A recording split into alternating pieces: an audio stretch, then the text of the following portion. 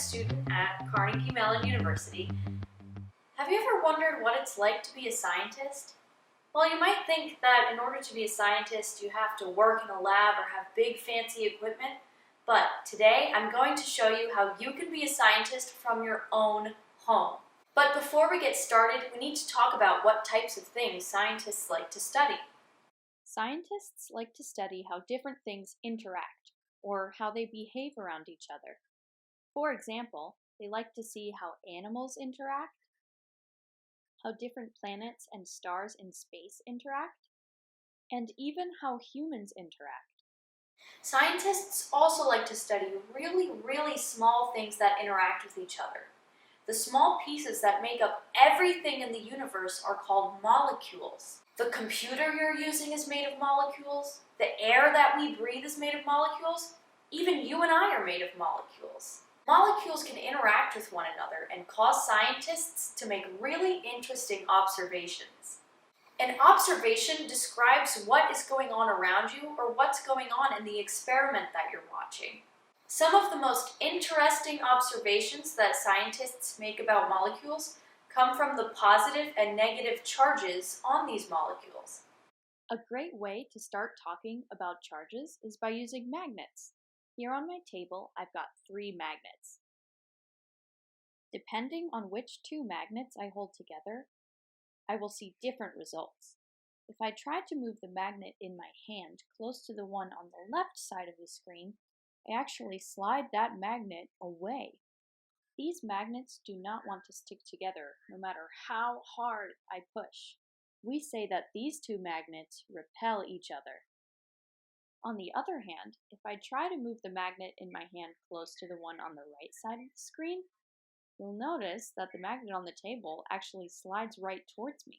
These 2 magnets really want to stick together, and sometimes you'll see one jump off the table to snap together with the other one. We say that these 2 magnets attract one another. But why do these 2 magnets repel each other, but those 2 magnets attract each other? The answer is charges. Each side of every magnet has either a positive or a negative charge.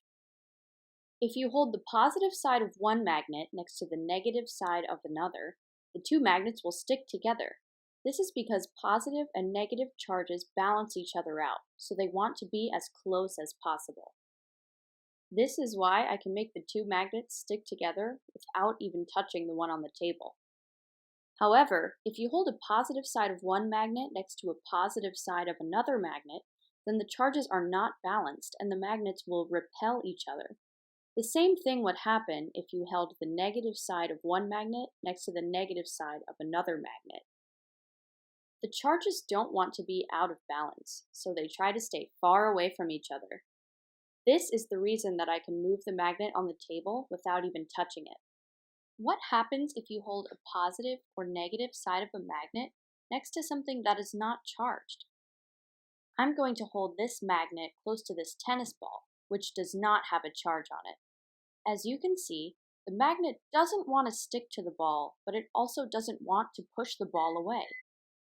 The charged magnet and the uncharged ball will not balance each other out, so they won't stick together. However, they won't push each other away because the imbalance is not as bad as with 2 positive charges or 2 negative charges. Well, molecules are a little bit like magnets because they can have positive and negative charges too. We'll talk about that a little bit more as we get into our first experiment.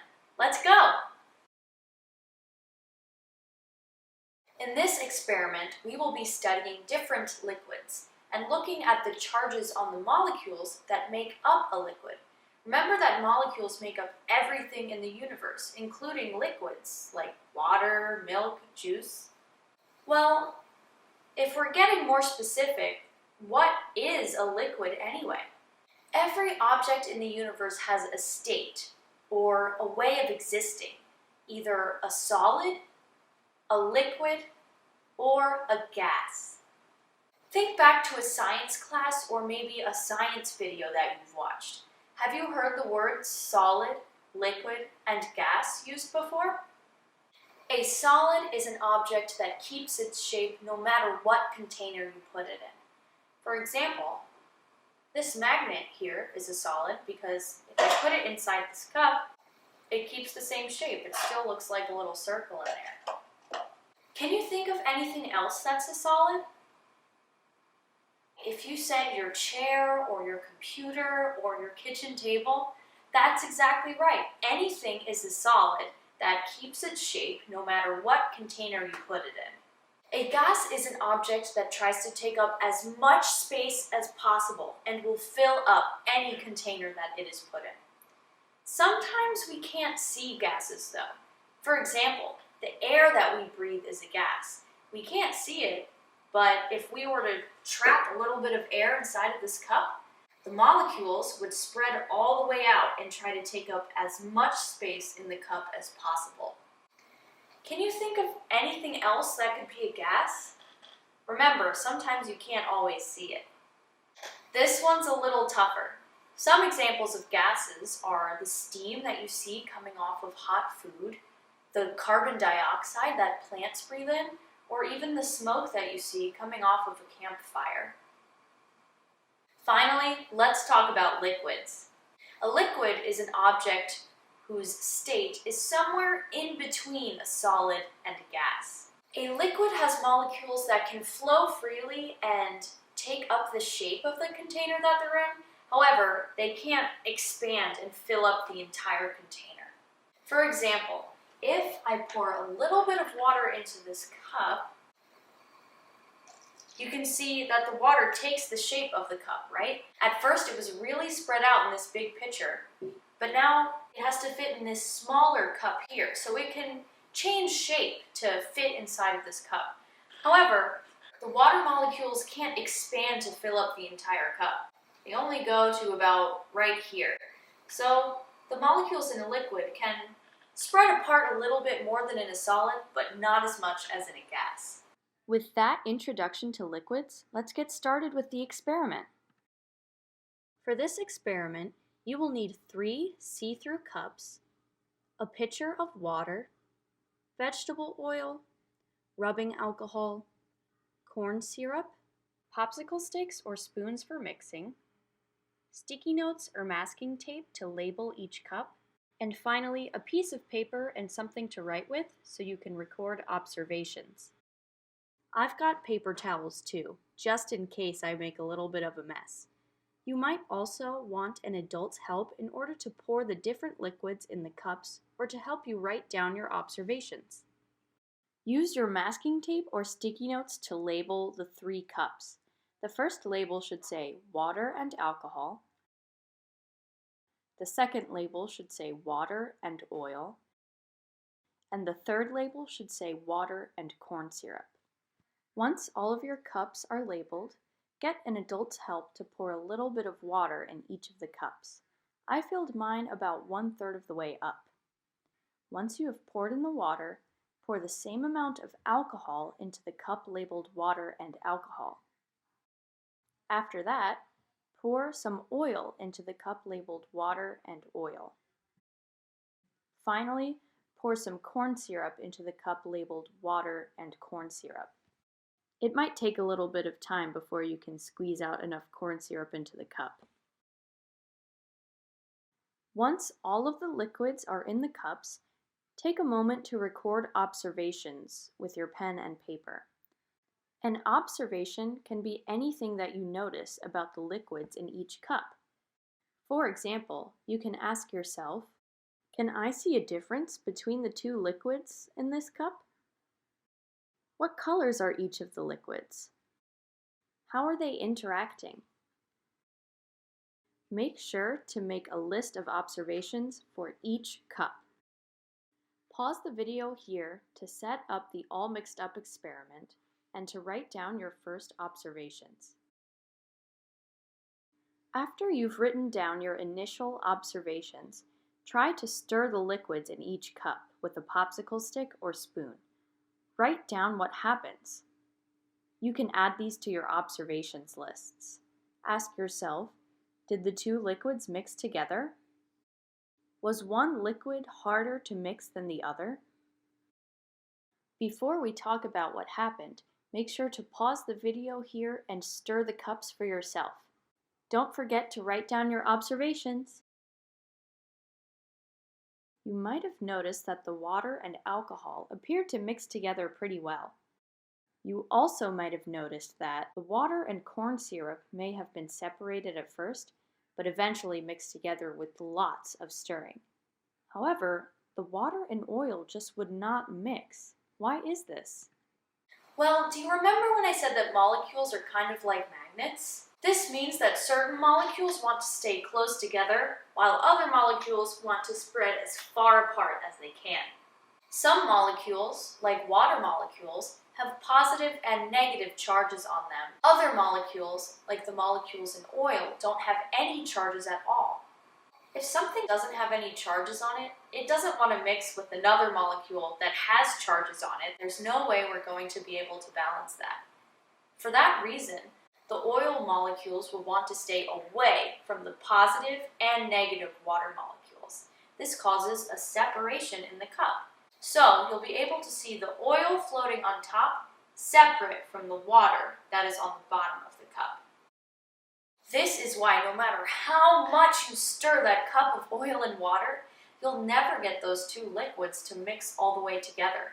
Wow, this experiment has proven just how strong the charges on molecules are. Pretty cool, huh? If you want to do even more with this experiment, try this at home. You'll need a clean cup. First, slowly pour in some corn syrup. Then, pour in some water. Finally, pour in oil. What does your cup look like? Are the liquids mixed together? Don't forget to write down your observations. Pause the video here to try the extra part of the all mixed up experiment. Now that you know a little bit more about the charges on molecules and how they interact with each other, we're going to use that knowledge to make these beautiful coffee filter butterflies. For this experiment, you will need a see-through jar or cup, white coffee filters, different color markers, non-permanent markers work the best, a pencil, some pipe cleaners, something to draw on like newspaper or cardboard, some water, and of course, I've always got paper towels on hand in case things get a little bit messy.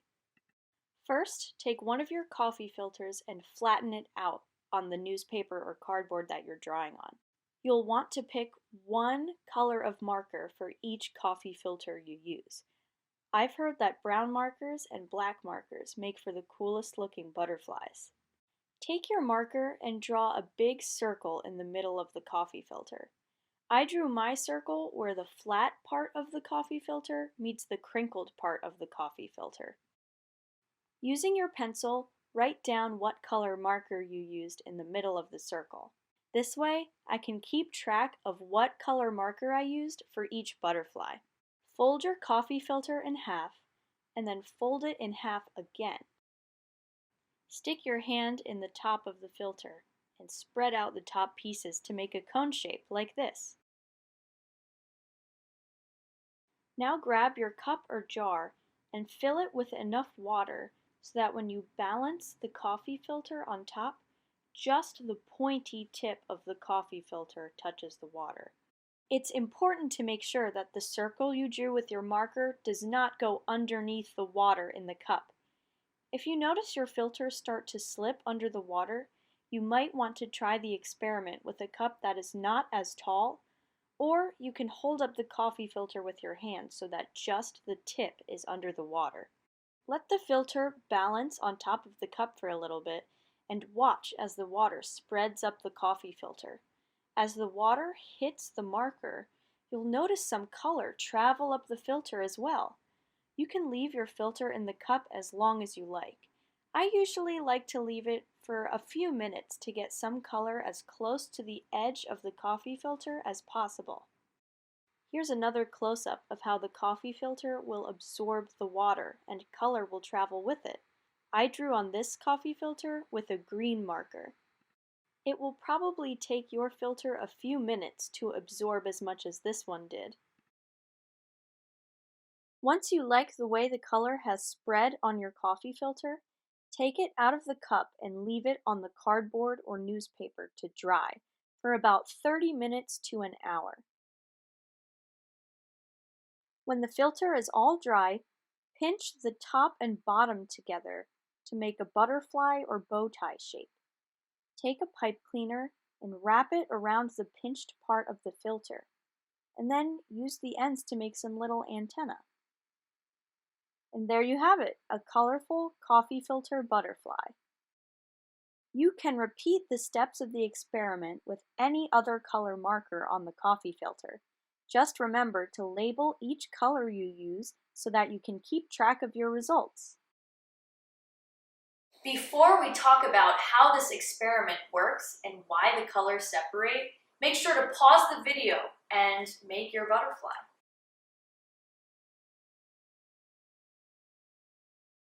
What colors did you use to make your coffee filter butterflies?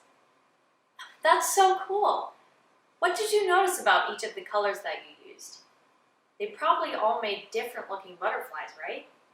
I mean, for example, I made this butterfly that's got some orange, purple, and pink with the color brown. And I made this butterfly which has some yellow, green, and blue with a green marker. You also might have noticed that even though you only drew a circle with one color on the coffee filter, suddenly our butterflies are made up of 2, even 3 colors. Well, how did that happen? Well, you might already know that you can mix 2 colors together to make a new color. For example, you can mix together red and blue to make purple, or yellow and blue to make green, or red and yellow to make orange. Well, the same kind of idea is used when people make ink for markers. When we let the coffee filter soak up the water so that it touches the marker ink, suddenly we reveal every color that was used in order to make that very special marker dye. For example, we revealed that we need some yellow, some green, and some blue in order to make this certain shade of green. But what does any of this have to do with charge? You might have noticed that some of the colors on your butterfly ended up closer to the center, while others ended up farther away near the edge. Now I'm going to unwrap this butterfly so we can look a little more closely at it. Now when I look at how the colors spread out, it looks like the color yellow ended up closest to the middle. However, the color blue looks like it made it all the way out to the edge of the filter. How far a certain color moves on the filter has to do with what kinds of molecules are inside of that color. Just like the different liquids we looked at earlier, marker ink is also made up of molecules. The yellow color here is made up of a different molecule than the blue color on the outside. Water has what we like to call supercharged molecules. It's got super strong positive and negative charges on it. As the water moves up the coffee filter, any molecule that also has a supercharge will move right along with it. Because like we talked about before, if we've got a supercharged molecule with another supercharged molecule, then they'll balance each other out. It looks like blue has got some pretty supercharged molecules because it was able to move with the water all the way out to the edge of the filter. On the other hand, if a color is made up of less charged molecules, it won't be able to keep up with the water as well, so the molecules inside of the yellow aren't quite as supercharged as the molecules in water, so they move slower up the filter and can't make it all the way to the edge. The supercharged molecules can move faster and keep up with the water, while molecules with less charge can't keep up and end up closer to the middle of the filter. Think about it like a race, where the edge of the coffee filter is the finish line. Supercharged molecules move so fast that they'll make it to the finish line before the slow, less charged molecules. Not only have we learned something cool about charges, but we've also proven that each of these colors in the marker is made up of different molecules. It's time to make some observations. Looking at the butterflies you made, try to figure out which colors contain the most supercharged molecules. Remember, these colors will end up closest to the edge of the coffee filter. Also try to find the molecules that aren't as supercharged that ended up close to the middle of the coffee filter. Record your observations on a piece of paper and make sure to write down any patterns that you notice with colors on different butterflies. Wow, we have learned so much about charges today, but I think we've got time for one more special activity. Get ready because we're going to make lava lamps. Lava lamps are cool lamps that light up and look like they have giant globs of lava flowing through them. But did you know that you can make a lava lamp from things you already have inside your house? For this experiment, you will need a see-through container with a lid. I used a glass jar, but you can also use a plastic bottle if you have one around your house. You will also need some water, some vegetable oil, like the kind we used in the first experiment, and some food coloring. To make our lava lamps fizzle and flow, we will also need a fizzy tablet. If you don't have these at your house, you can ask your parents to help you find them at the store. You might want a popsicle stick for stirring too. And don't forget those paper towels. First, fill your jar or bottle about 1/3 of the way up with water. You might want an adult to help you pour. Next, add 1 to 2 drops of food coloring to the water and stir. I accidentally did this step out of order, but that's okay. I'll show you how you can fix it if the same thing happens to you. After your water and food coloring are mixed together, fill up the jar another third of the way with vegetable oil. I accidentally didn't add my food coloring before I added the oil, so I'm just going to do it now. I'll drop in 1 to 2 drops of purple food coloring, and then I just have to wait patiently until the drops of food coloring make it all the way down to the water. Interestingly, the oil and food coloring will not want to mix, just like how the water and the vegetable oil don't want to mix either. Now that my water and food coloring are mixed together, let's make this lava lamp bubble. Take out a fizzy tablet. You can either split it in half or use the whole thing. Drop in the fizzy tablet. Watch what happens. The fizzy tablet gives off air bubbles that cause the lava lamp to bubble. See how some of the water bubbles up into the oil but doesn't mix? Do you remember why the oil and water don't mix? That's right, it's because they have different charges. The water is supercharged and the oil is not charged, so they don't want to mix together. This effect makes the oil and water look like a lava lamp. You can even add some glitter or sparkles into your lava lamp to make it extra awesome. This is the lava lamp that I made. Ooh. Make sure that you try this experiment at home. Did you have fun being a scientist and trying out some cool experiments? I know I sure did. Let's look back at some of the things that we talked about and some of the activities that we did today. First, we talked about how scientists like to study molecules, or the tiny building blocks that make up everything in the universe. You, your house, even the air you breathe. These molecules can have charges on them, just like magnets. Charges can be positive or negative. Positive and negative charges attract each other because they balance each other out. Two of the same charge will repel each other because they're not balanced. If you put something with a charge next to something without a charge, the two won't repel each other, but they won't attract each other either. Some molecules, like water, can have more than one charge. In our first experiment, we put these charges to the test and tried mixing different liquids together. We noticed that alcohol and water would mix, and that with a lot of stirring, corn syrup and water would mix too. However, we proved that because oil has uncharged molecules and water has supercharged molecules, They will never balance each other out and never mix together. In our second experiment, we made colorful coffee filter butterflies. We showed how the ink from one marker is made up of many colors that each have unique molecules. The molecules that are supercharged will move very fast in water and win the race to the edge of the coffee filter. Less charged molecules move slow and won't make it to the edge of the filter. Lastly, we made lava lamps where we sent bubbles of water up into a pool of oil, which looked just like lava.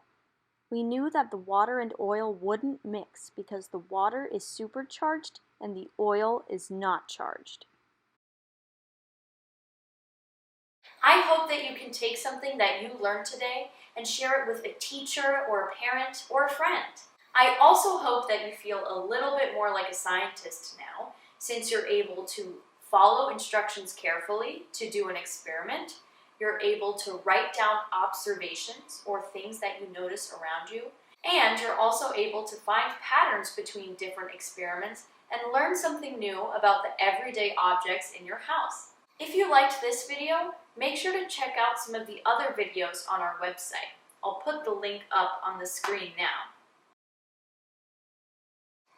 Also, if you had any really cool results from your experiments, or if you have observations to share, feel free to get an adult to help you and email us. We would love to see how this module went for you and what new cool things you discovered on the way. Feel free to send any observations or pictures to this email address. Once again, my name is Shaylin, and I hope to see you soon. Thanks so much for watching!